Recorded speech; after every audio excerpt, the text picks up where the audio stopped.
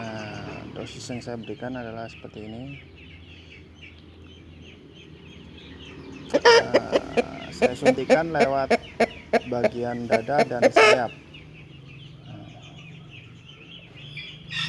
Kita suntikan secara 3 hari berturut-turut.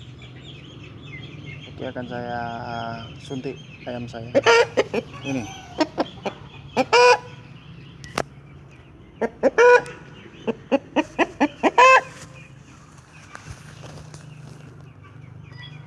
Saya akan suntik di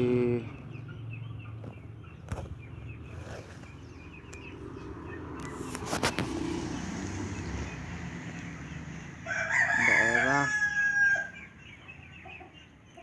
sayap, menembus otot,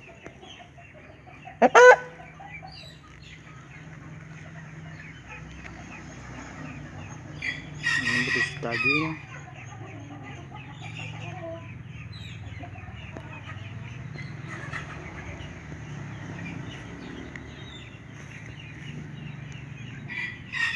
tapi tidak mengenai tulang. Maka jika terkena tulang, maka ayam tersebut akan lumpuh. Sudah selesai. Seperti itu yang saya lakukan, dan hal ini akan